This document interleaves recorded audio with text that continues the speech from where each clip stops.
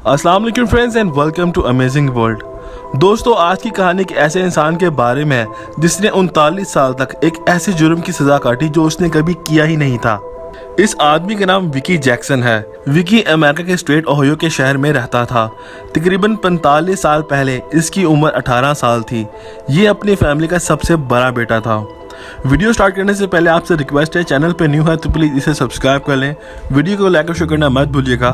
चलते हैं वीडियो की जानिब। 19 मई 1975 की रात को एक वाक़ये ने इसकी पूरी ज़िंदगी को तब्दील करके रख दिया। विकी जैक्सन के घर के पास एक स्टोर था। उस रात विकी इस स्टोर में कुछ खरीदने के लिए वहां मौजूद था। इस स्टोर में एक और आदमी भी मौजूद था जिसका नाम फ्रैंक था। ये आदमी यहाँ मनी ऑर्डर डिलीवरी करने के लिए आया था कि अचानक एक डाकू स्टोर में घुस आया। इसने फ्रैंक से पैसों का मुतालबा किया। फ्रैंक ने इसे मुज़ाहमत की और डाकू ने इसको गोली मारकर कत्ल कर दिया। वहाँ की लोकल पुलिस ने जब आसपास इन्वेस्टिगेशन की तो एक 12 साल लड़के एडी वर्नर ने पुलिस को कुछ अजीब बातें बताईं। ये लड़का कत्ल के वक्त उस स्टोर से थोड़ा ही दूर मौजूद था। एडी ने बताया कि इसने उस डाकू को देखा है और वो उसका हुलिया भी बता सकता है। इसने जो पुलिस को हुलिया बताया वो हुलिया रिकी जैक्सन से मिलता जुलता था। पुलिस ने जब मजीद सर्च किया उसके बाद रिकी जैक्सन के घर को ढूंढ निकाला गया। रिकी जैक्सन को अरेस्ट करके कोर्ट में पेश कर दिया गया। अदालत में उस 12 साल बच्चे एडी ने बताया कि मैंने रिकी जैक्सन को स्टोर के मालिक फ्रैंक को जान से मारते हुए देखा है। हैरत की बात तो यह है कि पुलिस को ना कोई वहां से हथियार मिला और ना ही कोई ठोस सबूत। सिर्फ 12 साल के बच्चे की बात पर यकीन करके रिकी को मौत की सजा सुना दी गई। रिकी जैक्सन को यह समझ ही नहीं आ रहा था कि ये अदालत को कैसे समझाए कि ये उस दिन स्टोर में खरीदारी कर रहा था, लेकिन अब बहुत देर हो चुकी थी। रिकी को छोटी सी जेल में डाल दिया गया। इसकी जिंदगी खत्म हो चुकी थी। कुछ अरसे में इसको फांसी दे दी जानी थी। अगले 2 साल तक रिकी अपनी फांसी का इंतजार कर रहा था, मगर आप इसकी किस्मत देखिए कि 1977 में अमेरिका के सुप्रीम कोर्ट ने ओहियो स्टेट में मौत की सजा का कानून को बदल कर ही रख दिया। इसकी सजा को उम्र कैद में तब्दील कर दिया गया और यूं रिकी को सजाए मौत की बजाय उम्र कैद की सजा सुना दी गई। रिकी को थोड़ी सी उम्मीद की किरण नजर आने लगी कि शायद वो कभी बेकसूर साबित हो जाए। रिकी जेल में बास्केटबॉल खेला करता था और साल किताबें पढ़कर अपना वक्त गुजारा करता था। इस दौरान विकी जेल से बाहर न्यूज एजेंसी को खत लिखा करता था। इसको उम्मीद थी कि शायद इसको कहीं से कोई मदद मिल जाए और फिर एक जगह से इसको उम्मीद की किरण नजर आ गई। 2012 की एक लोकल मैगजीन जिसका नाम द सीन है, इस मैगजीन ने रिकी जैक्सन की कहानी पर एक आर्टिकल लिखा और उसे अपने मैगजीन में पब्लिश किया। इस आर्टिकल में अदालत के फैसले पर उंगली उठाई गई और मुतालबा किया गया कि रिकी के केस को दोबारा से इन्वेस्टिगेट किया जाए। रिकी जैक्सन की किस्मत बहुत अच्छी थी। इस आर्टिकल को एक ऐसे शख्स ने भी पढ़ा जिसकी वजह से रिकी जैक्सन जेल में गया था। ये वही आदमी एडी था जिसने 12 साल की उम्र में रिकी जैक्सन के खिलाफ गवाही दी थी। दोस्तों, एडी को ये आर्टिकल पढ़ने के बाद एहसास हुआ कि उसकी वजह से एक शख्स जिसको बिना किसी गलती और बिना किसी जुर्म के इतनी बड़ी सजा मिल गई। एडी रिकी से मिलने जेल भी गया। एडी ने रो रो कर जैक्सन से माफ़ी भी मांगी और रिकी को बताया कि वो सिर्फ उस वक्त 12 साल का था और पुलिस के प्रेशर में आकर उसने रिकी का नाम लिया था। अब एडी ने रिकी की मदद करने का फैसला कर लिया। इसने अपनी कोशिशें शुरू कर दी ताकि रिकी के केस को दोबारा से रीओपन किया जा सके। 2014 की अदालत के अंदर ये केस दोबारा से खोल दिया गया। रिकी पिछले 39 साल से जेल में मौजूद था। अब इसकी उम्र 58 साल हो चुकी थी। एडी ने जज के सामने कहा कि मैं उस वक्त सिर्फ 12 साल का था और वहाँ की पुलिस ने मुझ पर दबाव डाला कि मैं जबरदस्ती रिकी का नाम लूं और इसे मुजरिम साबित कर दूं। जज ने पूरे किस्से को सुना और उसके बाद एक तारीखी फैसला सुना दिया। जज ने रिकी को 39 साल बाद बेगुनाह तस्लीम कर लिया और ये भी कहा कि कानून रिकी के सामने बहुत शर्मिंदा है कि इसने सारी जिंदगी एक ऐसे जुर्म की सजा में काट दी जो कभी उसने किया ही नहीं था। यूं रिकी को 39 साल बाद जेल से रिहाई मिल गई। इसने एडी को गले लगाया और इसे माफ भी कर दिया। रिहा होने के बाद जैक्सन ने वहां की पुलिस को और उस वक्त के अदालत के फैसले को सू कर दिया कि उनकी लापरवाही की वजह से इसकी सारी जिंदगी तबाह हो गई। दोस्तों, 2016 में रिकी ये केस भी जीत गया। इसे कंपनसेशन की सूरत में हुकूमत की तरफ से $2 मिलियन यानी 30 करोड़ से भी ज्यादा की अमाउंट मिली, जिसमें से आधी रकम इसको मिल चुकी है। जैक्सन अब 63 साल का हो चुका है। अब ये काफी अमीर है, लेकिन पैसा इसकी जिंदगी के 39 साल नहीं ला सकता जो इसने जेल में गुजार दिए बिना किसी जुर्म के। रिकी अब एक मोटिवेशनल स्पीकर भी बन गया है।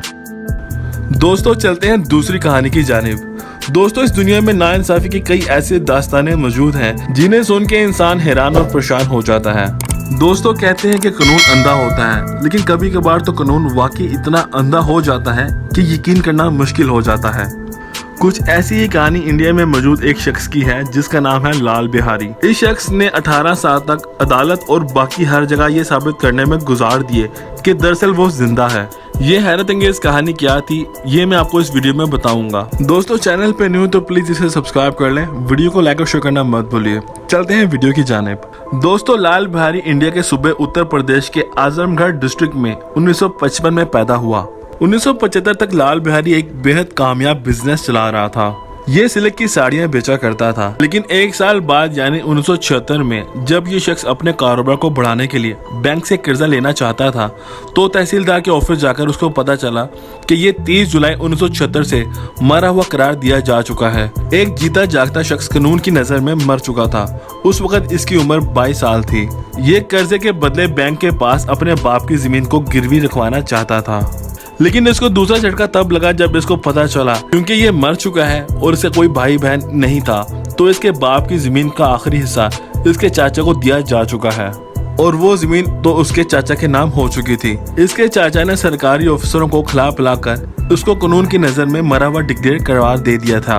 अब इसकी जमीन भी हड़प हो गई थी। दोस्तों यहाँ से लाल बिहारी की जिंदगी तब्दील होकर रह गई। अगले 18 साल तक ये हर जगह यही साबित करता रहा कि मैं जिंदा हूँ। यहाँ तक कि लाल बिहारी ने अपने उस चाचा के बेटे यानी अपने कजन को अगवा भी कर लिया और उसकी शर्ट पे जानवर का खून लगाकर उसके घर के सामने फेंक दिया और लिख दिया कि मैं तुम्हारे बेटे को मार चुका हूँ। ये सब इसने इसलिए किया था कि वो लोग पुलिस में जाएं और उसके खिलाफ केस दर्ज करें और इससे ये जिंदा साबित हो जाएगा, लेकिन उन लोगों ने इसके खिलाफ कोई केस दर्ज नहीं किया और इसने उस बच्चे को छोड़ दिया। ये खबर उस वक्त बेहद मशहूर हो गई। सबको पता था कि ये शख्स जिंदा है, मगर कानून इस बात को मानने के लिए तैयार ही नहीं था। लाल बिहारी की शादी काफी छोटी उम्र में हो गई थी, इसलिए इसने अपनी बीवी को कानूनी तौर पर बेवा होने की वजह से उसकी पेंशन के लिए भी अप्लाई कर दिया कि शायद हुकूमत को अपनी गलती का एहसास हो जाए, मगर कोई फायदा नहीं हुआ और इसको इसके बेवा होने की पेंशन तक मिलना शुरू हो गई। एक जीता जागता इंसान अपने ही जिंदा होने का सबूत दे देकर थक गया था। दोस्तों यहाँ एक सियासतदान श्याम लाल को जब इस खबर का पता चला तो वो उसके पास पहुंच गया और उसने उसको ये नसीहत की कि वो अपने आप को मुर्तक कहना शुरू कर दे। मुर्तक उस शख्स को कहते हैं जो मरा हुआ होता है। इसने खुद के नाम के साथ मुर्तक लगाना शुरू कर दिया। इसको इसके बाद ये भी पता चला कि कई लोग ऐसे मौजूद हैं जो जिंदा हैं, लेकिन उनकी ज़मीन को हड़पने के लिए उनको मरा हुआ करार दिया जा चुका है। इसने एक मुर्तक सन नामी ग्रुप भी बना लिया जिसमें 100 लोग शामिल थे जो कानूनी तौर पर मर चुके थे, मगर दरअसल वो लोग जिंदा थे। इसी तरह कई साल गुजर गए और ये अभी भी मरा हुआ था। इसने असेंबली के बाहर धरना भी देना शुरू कर दिया, सिर्फ ये बात साबित करने के लिए कि ये जिंदा है और आखिरकार इसको असेंबली में जाने का एक पास मिल गया। ये धरने की जगह से उठा और मुझे जिंदा करो का नारा लगाते हुए असेंबली में दाखिल हो गया और वहां से इसको बाहर निकाल दिया गया। इसने एक पुलिस वाले को 500 रुपए की रिश्वत तक दी कि वो इसके खिलाफ एक केस बनाए ताकि इसका जिंदा होना साबित हो जाए, लेकिन अफसोस ये कानूनन मरा ही हुआ था। लाल बिहारी ने अपनी तमाम जायदाद बेचकर 1988 में इंडिया के साबिक वजीर आजम बीपी सिंह के खिलाफ इलेक्शन लड़ने की ठानी, लेकिन इसके जो डॉक्यूमेंट्स थे वो मंजूर ही नहीं हुए क्योंकि ये कानूनी तौर पर मरा हुआ था।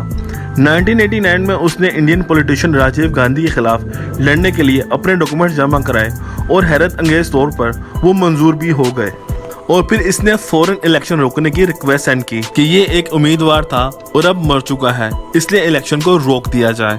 इसका ये हरबा कामयाब हो गया और इलेक्शन तो नहीं रुके, लेकिन 18 साल की बेहद कोशिशों के बाद इसको जिंदा करार दे दिया गया। लाल बिहारी ने इस दौरान कई ऐसे लोगों की मदद की जो कानून के मुताबिक मर चुके थे। दोस्तों कहते हैं कि अब कंप्यूटराइज्ड लैंडलॉर्ड होने की वजह से अब ऐसे केसेस में काफी कमी आ गई है, लेकिन ये तरीका एक ऐसा अनोखा केस ही होगा जब एक शख्स अपने जिंदा होने का 18 साल तक यकीन दिलाता रहा।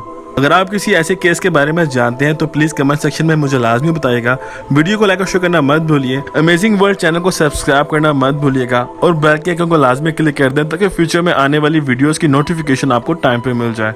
अपना बहुत ज़्यादा ख्याल रखिएगा। अल्लाह हाफिज़।